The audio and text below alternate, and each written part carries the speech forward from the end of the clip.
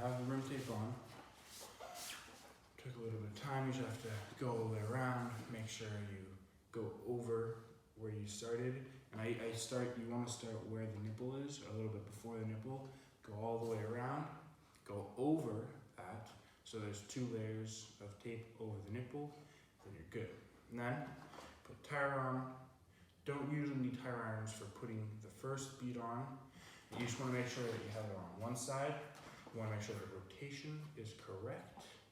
There's a little thing on all tires that says rotation, there's a little arrow, and that's the way that you're supposed to have it, so that when you rotate. Then I like to have my nipple here match the decals or the logo for the tire. Then you want to take your tube, you want to take off the cap, you want to take off a little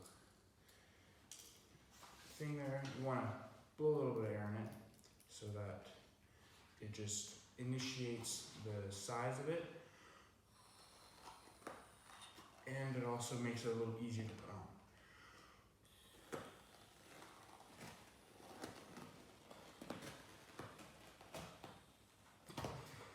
There we go. You just want to put it in there, nice and easy.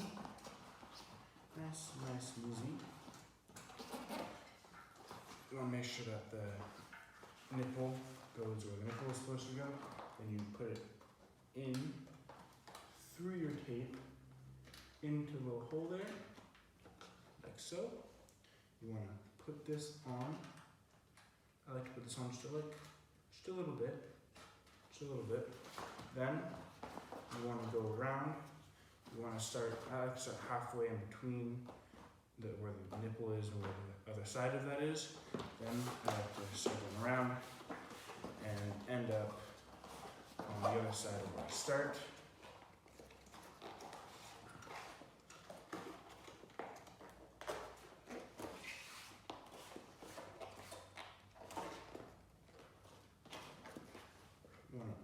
You sometimes need to push the nipple up a little bit to let the tire in a little bit.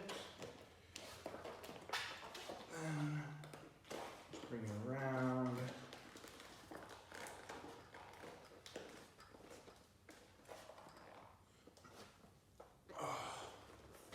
And here, you get to a point where it's pretty difficult to put it on. You can put it on with your hands usually. I might be able to.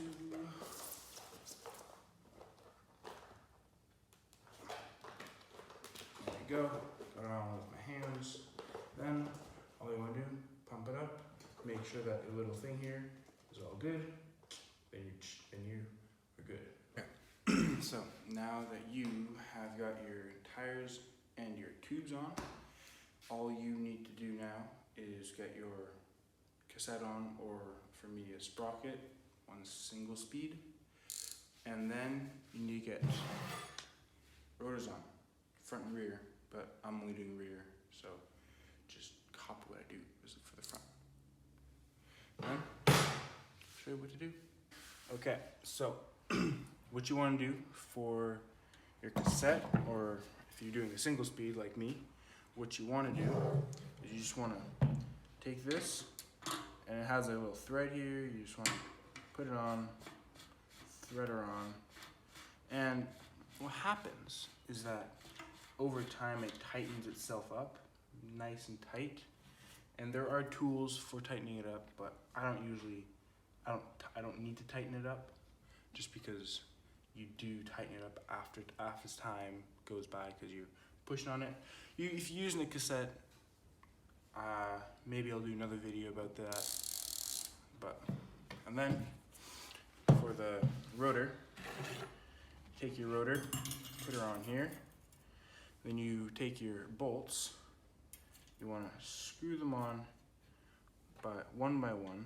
Then, as some people do, you use like one of these things. You use a screwdriver, or you can either use a screwdriver or a thing like that. So yeah, but having one of those just makes it faster.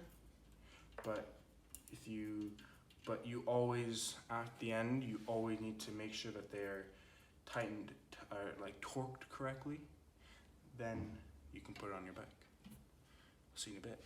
Okay, so on your rotor here, it usually tells you what torque to be at. Mine says 6.2 Newton meters.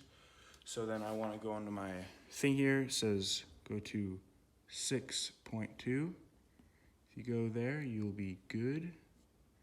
And then, yeah, so then you just want to go around each of them and wait for it to click like that. I like to do 2, but a lot of people just do 1 or they do 3, or I like to do 2 just to make sure, because why not? And then just do that all the way around. Then you can put on your bike. Okay, so now after you put everything on the tires, everything on the wheels, put the cassette or this, or then you put the rotors on, and then you put the wheels on. After that, you want to get onto the chain. The chain, you need a chain braking tool so that you can change how long the chain is. And for having a derailleur and stuff, you have to use what the manufacturer says and how long it should be and stuff. But with this kind of stuff, you want to make the chain nice and tight. You want to make sure that when the tire is on there and the wheel's on there, that the chain is good.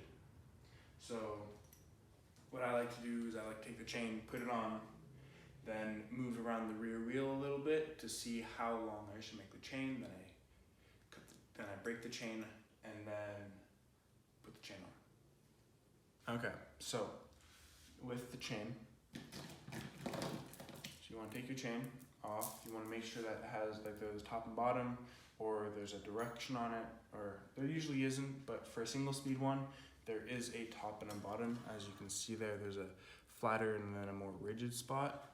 And then you want to make sure that that is correct on here. You want to make sure that you line up the thin and then the wider chain links with the teeth of your chain ring. Depending on which chain ring you have, changes that. Then you want to put it around the back one here. Then and then you want to come in here. You want to pull it nice and tight. And then you want to make sure that it all works together. As you can see here, I have the wheel on nice and tight so that it doesn't move. And then the chain, it matches up very nicely with how the chain links work. And that is what you want to do. But if you can't do that, then what you do, you just loosen this up, and then you just slide where this is, and then you just put it together, and you just keep going until you get what you want. Okay, now for breaking the chain, you use one of these things, and you want to make sure that you get the correct distance here. So you can see I want to make my chain fit right there, but I have a master link that is like the shape of this one. So I'm going to break there to make it so that I can put the master link in, and then it'll connect together. So to break the chain, make sure you're on the right one, and then you use the little metal piece here, put that around the piece you want to break, you spin it, and it pushes the little pin inside each of the chain links. It pushes that out of the chain link.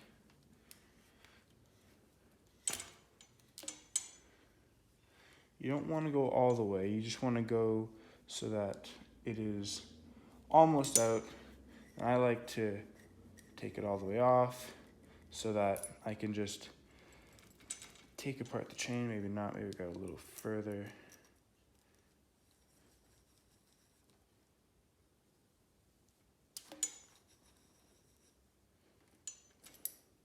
And just come straight apart like that.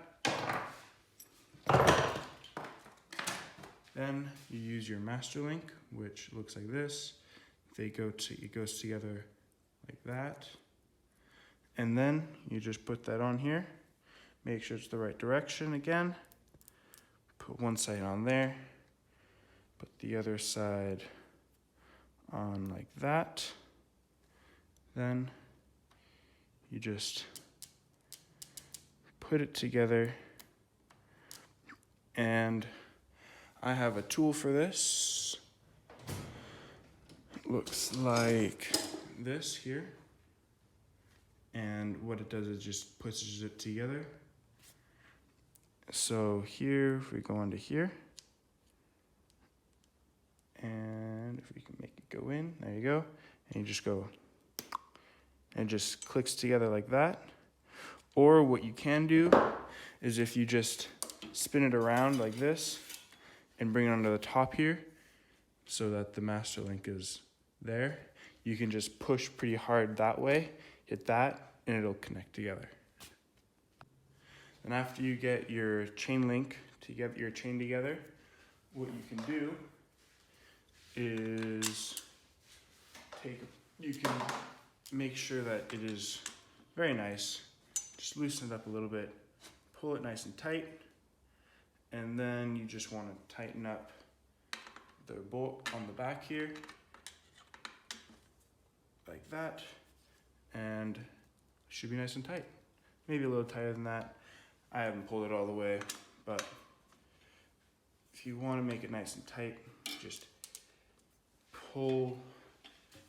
push here, and then tighten it up.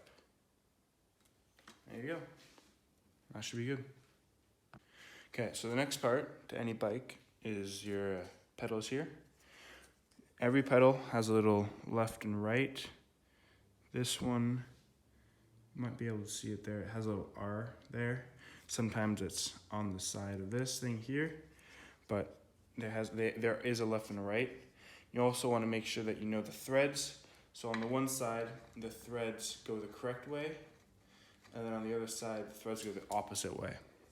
What I like to do is I like to thread it in a little bit first, then I like to hold where the two flat pieces are, hold that and just spin around like this until it gets on there nice and tight. And then once it's on there, you use the tool that you have, which is like this. Looks like this. It has two sides here, and it's either a 15 millimeter or a 9/16 inch thing, and you put it on there. You can use, you can either use a designated tool, or you can just use a 15 millimeter or a 9/16 inch thing, or you can just use pliers. I would say not to, but you can really use anything to hold it on there nicely, and then just tighten it on there nice and tight, and then you're good. And something you should definitely not do is forget the little spacers. These things go on your cranks right here, right where the brake right where the pedal goes on. You put the little spacer so that the pedal fits on there nice and nice. And yeah, I forgot it, but do not forget it. I almost forgot. So don't forget that. Very important.